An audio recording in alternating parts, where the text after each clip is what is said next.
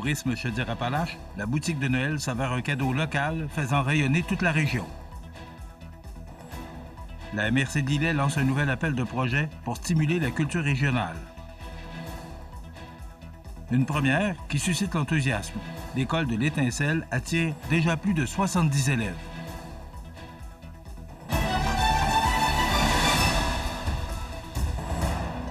Jeudi 22 janvier 2026. Bonjour mesdames et messieurs et bienvenue à votre bulletin d'actualité sur le réseau de télévision CMA TV. Jusqu'au 21 décembre dernier, la boutique de Noël en ligne de Tourisme Chaudière-Appalaches invitait les Québécois à offrir des cadeaux qui ont du sens, tout en soutenant directement l'économie régionale.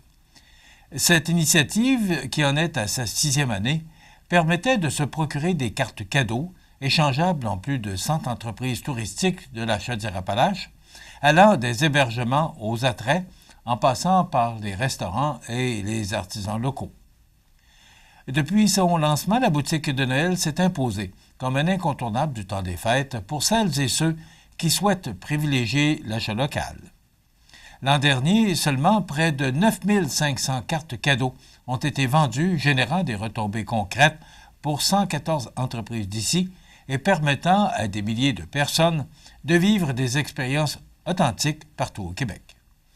Du 1er novembre au 21 décembre dernier, Tourisme Chaudière-Appalaches a généré plus de 1,8 million de dollars en cartes cadeaux grâce à la 6e édition de sa boutique de Noël. Ces ventes sont un coup de pouce concret pour 119 entreprises touristiques de la Chaudière-Appalaches. En tout, des gens des 4 coins du Québec ont effectué 3 761 commandes dans la boutique en ligne et un total de 12 388 cartes cadeaux ont trouvé preneur. Pour l'édition 2025, les attentes étaient élevées. Tourisme Chaudière-Appalaches prévoyait atteindre 2 millions de dollars en vente, une somme qui contribuerait directement à la vitalité économique régionale. Offrir une expérience locale, c'est bien plus qu'un cadeau. C'est poser un geste de fierté et de solidarité envers nos entreprises d'ici, souligne Odilde Turgeon, directrice marketing chez Tourisme Chaudière-Appalaches, rappelant que chaque carte cadeau vendue aide une entreprise à rayonner et à faire circuler la richesse localement. Les consommateurs bénéficient également d'avantages intéressants avec des rabais variant de 15 à 30 % selon la valeur finale de l'achat. Du côté des entrepreneurs participants, la boutique représente une occasion de vente directe en plus d'une visibilité accrue grâce à une campagne promotionnelle d'envergure. Au-delà de l'aspect économique, la boutique de Noël de la Chaudière-Appalaches se distingue par son engagement social. Pour une 2e année consécutive, 1 % des ventes sera remis aux maisons de la famille de la région. En 2024, cette initiative a permis de remettre 16 000 $ à 10 maisons de la famille, soutenant ainsi des familles desservies par leurs services. La boutique de Noël demeure une façon simple et concrète de soutenir l'achat local, tout en offrant des souvenirs durables. Cette plateforme numérique rassemble la région sous un même toit virtuel et renforce le lien entre citoyens, entreprises et territoires québécois. La MRC de Lillet invite une fois de plus les organismes, municipalités et artistes de son territoire à faire preuve de créativité alors qu'elle lance officiellement son appel de projet annuel pour le Fonds d'appui aux initiatives culturelles, le FEC. Cette démarche s'inscrit dans le cadre de l'entente de développement culturel conclue avec le gouvernement du Québec et vise à soutenir des projets porteurs qui contribuent au dynamisme culturel de la région. Pour l'édition à venir, une enveloppe totale de 18 000 $ sera disponible afin d'appuyer les projets retenus avec une aide financière pouvant atteindre un maximum de 6 000 $ par initiative. Les personnes et organismes intéressés ont jusqu'au 1er mars 2026 pour déposer leur demande en ligne directement dans la section Fonds, Programmes et aides financières du site web de la MRC de Lillet. Au cours de la dernière année, 4 projets ont bénéficié du soutien financier du Fonds d'appui aux initiatives culturelles, démontrant la diversité et la richesse des initiatives culturelles présentes sur le territoire. Parmi ceux-ci, le projet Le patrimoine, on en mange, porté par le Café de l'Estuaire à Saint-Roch-des-Aunais, proposait une programmation annuelle axée sur la mise en valeur du patrimoine culturel, naturel, matériel et immatériel, favorisant ainsi le sentiment d'appartenance et la fierté régionale. L'artiste Jean-Sébastien Veilleux, sous la bannière JSV.A, a quant à lui réalisé le projet À l'origine du geste, une série d'entretiens créatifs en format vidéo et audio portant sur le processus créatif ancré dans le milieu local. Ces capsules ont servi de point de départ à des ateliers causeries et à des échanges enrichissants avec le public.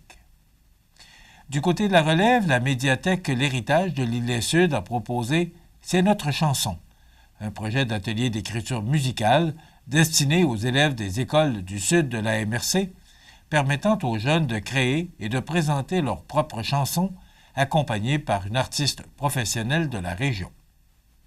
Enfin, la bibliothèque municipale de Saint-Roch-des-Aunais a accueilli une œuvre d'art public intérieur intitulée « Les Muses », réalisée par l'artiste Sandra Giasson-Cloutier à la suite d'un appel de projet visant à enrichir l'espace culturel de l'édifice. Par le biais du Fonds d'appui aux initiatives culturelles, la MRC de l'Îlet souhaite appuyer la mise en œuvre de sa politique culturelle, soutenir la vitalité du milieu et encourager le maintien d'une offre culturelle variée et accessible. Toute question concernant le fonds peut être adressée à l'agente de développement Renée-Annick Franqueur pour l'ensemble des communautés du territoire concerné. Une première régionale qui suscite l'enthousiasme. L'école de l'Étincelle attire déjà plus de 70 élèves.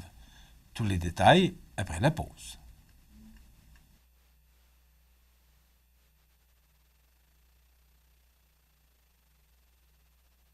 Le restaurant Pizzeria Porto Bellissimo, un incontournable à Saint-Jean-Port-Joli. Pizza débordante de garnitures, menus variés et abordables. Délicieux desserts avec des produits de grande qualité des gâteries de l'Ami. Porto Bellissimo et les gâteries de l'Ami, route de l'église à Saint-Jean-Port-Joli.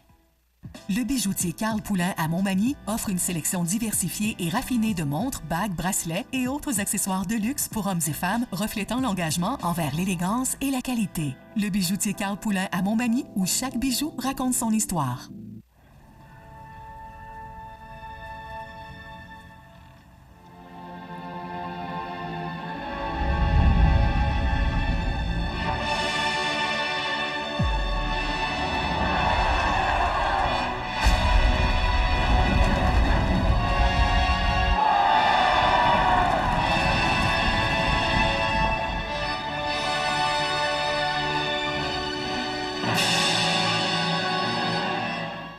Vous regardez C'est ma TV, le réseau de l'information sur la Côte-du-Sud. Le Centre de service scolaire de la Côte-du-Sud dresse un bilan très positif de la période d'inscription de la nouvelle école de l'Étincelle, un établissement à pédagogie freinée qui ouvrira officiellement ses portes à la rentrée scolaire 2026 du côté de Saint-Charles-de-Bellechasse. Plus de 70 élèves de la maternelle à la 5e année y sont déjà inscrits, confirmant un engouement marqué des familles pour ce projet éducatif novateur. Répartis dans 4 classes, les futurs élèves proviennent majoritairement de Saint-Charles et des municipalités avoisinantes, mais également de Lévis. Cette diversité géographique illustre l'intérêt grandissant pour une approche pédagogique axée sur la coopération, la créativité et l'autonomie des enfants. Il s'agit de la toute première école à pédagogie alternative en Chaudière-Appalaches. Le projet est né d'une mobilisation citoyenne à laquelle le Centre de service scolaire a répondu favorablement, souhaitant ainsi diversifier son offre éducative et mieux répondre aux besoins des familles de la région.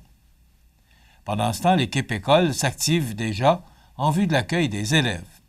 Les enseignants suivent actuellement une formation spécialisée en pédagogie freinée, reconnue mondialement, afin d'assurer un environnement d'apprentissage cohérent et stimulant dès la première journée de classe. Malgré sa couleur pédagogique distinctive, l'école de l'Étincelle offrira l'ensemble des services habituels, incluant le soutien professionnel, les services complémentaires et le service de garde. Une rencontre d'information est prévue au printemps pour présenter le fonctionnement de l'école et préciser le rôle attendu des parents dans cette approche éducative. Une vaste opération policière contre le crime organisé a mené mercredi matin à l'arrestation de 12 personnes dans plusieurs régions du Québec. L'intervention a été menée par l'Escouade nationale de répression du crime organisé, NRCO, en collaboration avec la Sûreté du Québec et les services de police de Québec, Lévis, Longueuil, Mirabel, ainsi que l'équipe mixte de Sept-Îles, qui inclut des policiers de Washatmak, Manioutenam. Les personnes arrêtées, 10 hommes et 2 femmes, âgés de 22 à 68 ans, faisaient l'objet de mandats pour des infractions présumément commises entre 2020 et 2025. Parmi elles se trouverait un individu identifié comme une tête dirigeante du réseau visé. 11 des suspects devaient comparaître dans les heures suivantes pour faire face à plusieurs accusations graves, notamment en matière de trafic de stupéfiants et de possession en vue de trafic de cocaïne et de méthamphétamine, de distribution de cannabis, ainsi que pour diverses infractions liées aux armes à feu, dont la possession non autorisée et l'entreposage négligent. Les accusations comprennent également le recel, le recyclage des produits de la criminalité et la contravention des ordonnances d'interdiction. L'Escouade nationale de répression du crime organisé a pour mission de cibler, prioritairement, les dirigeants du crime organisé, incluant les membres en règle des Hells Angels. Elle regroupe des policiers de la Sûreté du Québec, du service de police de la Ville de Québec, de la GRC et du service de police de Lévis. Toute information concernant le trafic de stupéfiants ou le recel peut être transmise confidentiellement à la Centrale de l'information criminelle de la Sûreté du Québec au 1-800-659-4264. Enfin, le petit carnaval sur neige est de retour à Cap-Saint-Ignace ce samedi 24 janvier pour une deuxième édition festive et rassembleuse. De 13h à 17h, le parc municipal Optimiste accueillera petits et grands pour célébrer l'hiver dans une ambiance conviviale. Patins, glissades, raquettes, skis de fond et trottinettes des neiges seront offerts, en plus de boissons chaudes, d'une collation et de musique avec DJ. Un foyer extérieur, des mascottes et une animation au Zumba Salsa viendront compléter la programmation. Organisé par l'équipe d'immigration de la MRC de Montmagny et les loisirs de la municipalité de Cap-Saint-Ignace, l'événement vise le rapprochement interculturel et le vivre ensemble. L'activité est gratuite et ouverte à tous. En cas de mauvais temps, elle sera reportée au lendemain pour assurer sécurité et plaisir collectif général. D'ailleurs, notre entrevue